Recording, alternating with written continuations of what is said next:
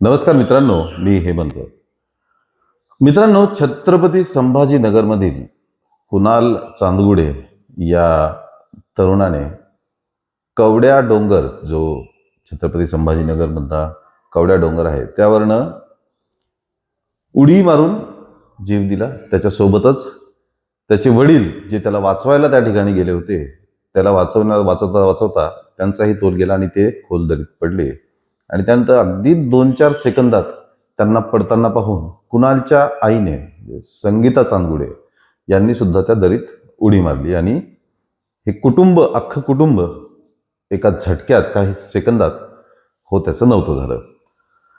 आता काय घडलं, कसं घडलं, हे आपण ज्या दिवशी ही घटना घडली, परवाच्या दिवशीपासून आपण हे ऐकत आहोत. सगळ्यांनी त्याचे व्हिडिओज, भरपूर त्याचे व्हिडिओज व्हायरल झालेले आहेत. सगळ्यांनी ते बघितलंच असेल. अगदी 2 मिनिटात आपण ही घटना काय घडली, घटनाक्रम काय होता ते बघूया. आणि त्यानंतर आता जवळपास 48 तास उलटल्यानंतर जे म्हणलं जात होतं की आयफोनवरनं हा वाद झाला होता.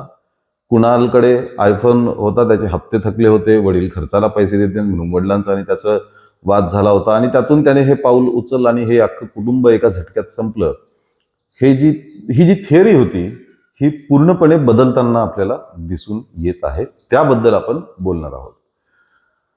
परवाच्या दिवशी म्हणजे शुक्रवारी सकाळी 10 ते 10:30च्या सुमारास कुणाल चांदगुडे हा 19 वर्षाचा तरुण संभाजीनगरमधील कवड्या डोंगरावरती टोकावर चढला.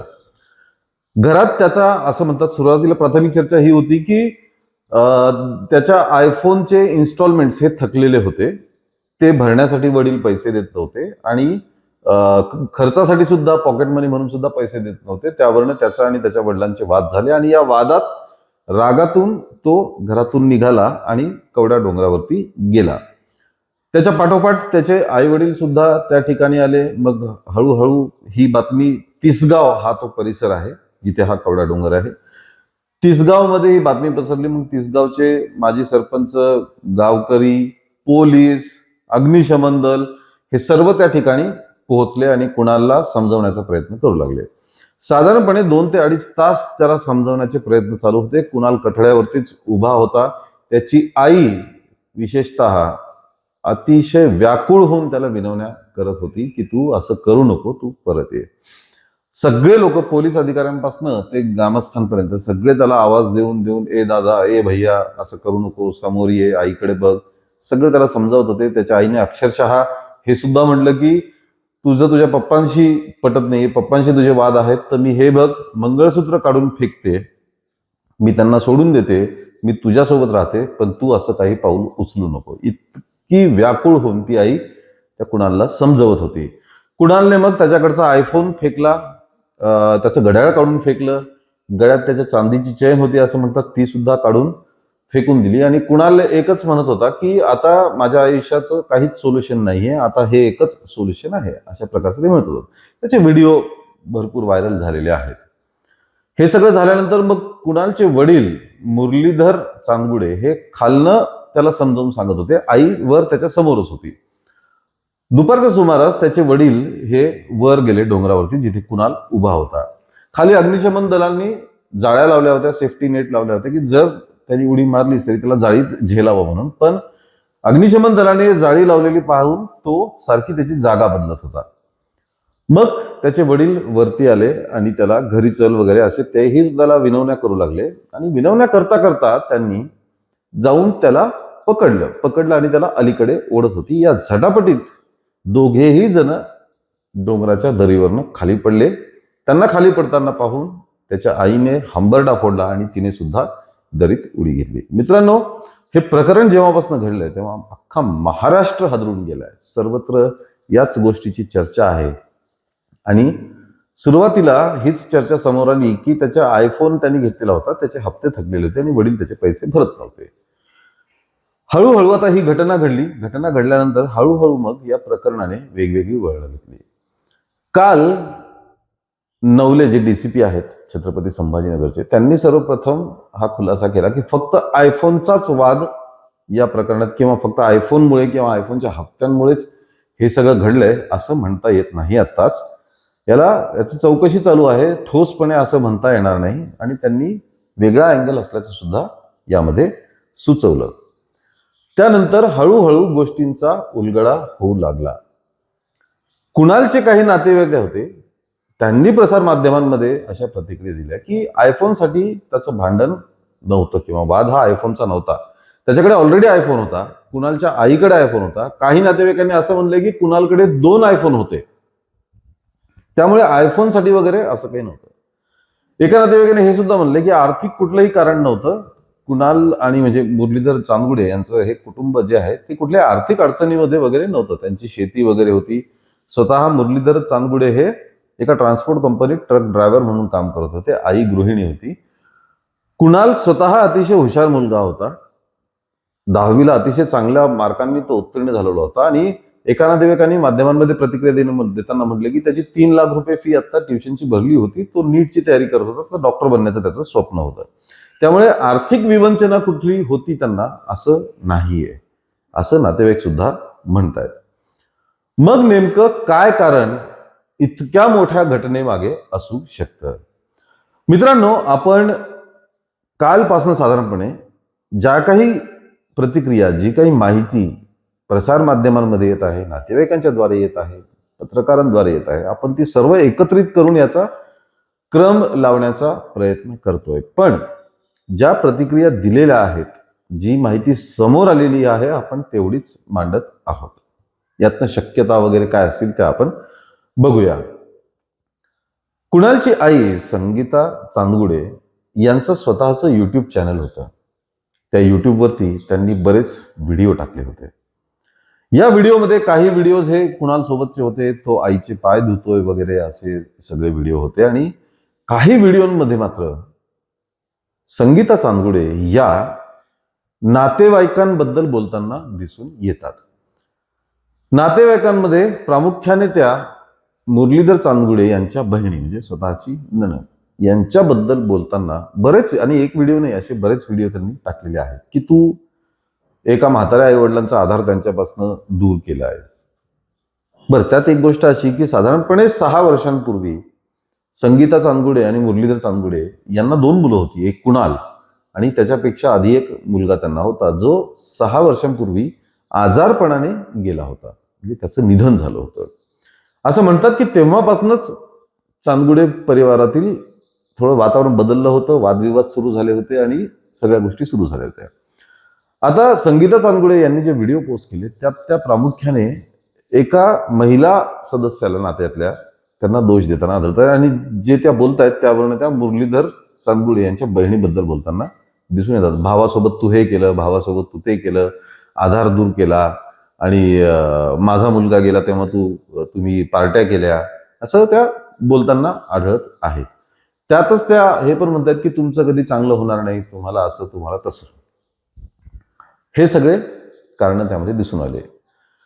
या तिघांचंही निधन झाल्यानंतर जेव्हा त्यांना पोलीस तिथे होते, त्यांनी डेड बॉडीज रिकव्हर केल्या आणि छत्रपती संभाजीनगरच्या घाटी रुग्णालयामध्ये पोस्टमॉर्टमसाठी पाठवल्या.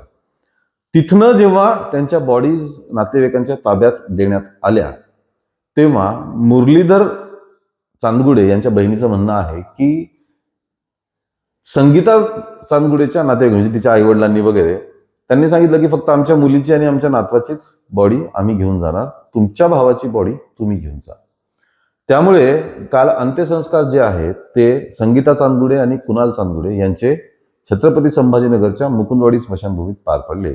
तर मुरलीधर चांदगुडे यांची डेड बॉडी जी आहे ती त्यांच्या मूळ गावी म्हणजे अंबड तालुक्यातील त्यांच्या मूळ गावी धनगर पिंपळगाव असं काहीतरी नाव आहे, त्या ठिकाणी नेऊन तिथे त्यांच्या आईवडिलांनी त्यांच्या बहिणींनी त्याच्यावरती अंत्यसंस्कार केले. म्हणजे या तिघांच्या कुटुंबामधले अंत्यसंस्कार सुद्धा वेगवेगळे करण्यात आले. मित्रांनो, यामुळेच ही चर्चा सुरू झालेली आहे की हा जो प्रसंग आहे, ही जी अत्यंत दुर्दैवी घटना आहे ती आयफोनवरनं झालेली नाही. या गोष्टींना कौटुंबिक वादाची खूप मोठी पार्श्वभूमी आहे. मुरलीधर चांदगुडे हे व्यवसायाने ड्रायव्हर होते ट्रान्सपोर्ट कंपनीमध्ये. आता ज्या पद्धतीने व्हिडिओमधनं संगीता चांदगुडे या त्यांच्या नंदेवरती टीका करताना, त्यांना बोलताना वगैरे दिसून येत आहेत. त्यावरनं असं लक्षात येतं की या सगळ्या प्रकरणावरनं संगीता चांदगुडे आणि मुरलीधर चांदगुडे यांच्यामध्ये वाद होते. घरात नेहमी वादविवाद असायचे, भांडणं कटकटी असायच्या आणि अशा पद्धतीने सगळं चालत होतं. त्याला या पूर्ण मोठ्या कौटुंबिक वादाची पार्श्वभूमी आहे. कुणाल चांदगुडे हा या वादांपासून त्रस्त झाला होता. त्रस्त झालेला असल्यामुळे त्याने अनेकदा आईवडिलांची भांडणं वगैरे सोडवण्याचे प्रयत्न केले असतील, पण या वादापासून दूर राहण्यासाठी मुरलीधर चांदगुडे हे मग त्यांच्या कामानिमित्त बाहेर जायचे. ते जास्त बाहेरच राहायचे. ते आत्ता सुद्धा 3 महिन्यांनंतर ते घरी परतलेले होते आणि घरी परतल्यानंतर हा त्यांच्या घरात वाद झाला. या पुढे जाऊन एक गोष्ट जी आता अगदी अलीकडच चर्चेत आलेली आहे ती म्हणजे कुणाल चांदगुडे याला आत्महत्या किंवा जे घडलंय ते मुळात घडवायचंच नव्हतं.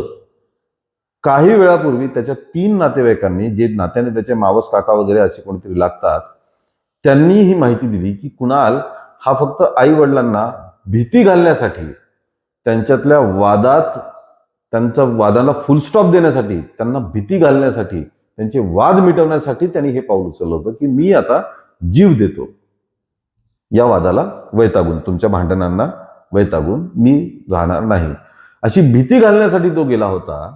भीती घालण्यासाठी गेल्यानंतर मग समजावून तो काही वेळ ते कड्यावरती उभा राहिला वगैरे, तो परत आला असता पण त्याचे वडील मुरलीधर चांदगुडे हे त्याला पकडण्यासाठी गेले, त्याला ओढण्यासाठी गेले आणि त्या झटापटीमध्ये त्यांचा तोल गेला. ते दरीत पडले आणि मग आईने सुद्धा उडी घेतली. मुळात ही घटना घडणार नव्हती, कुणालचा असं काही विचार नव्हता, असे त्याचे नातेवाईक सांगत आहेत.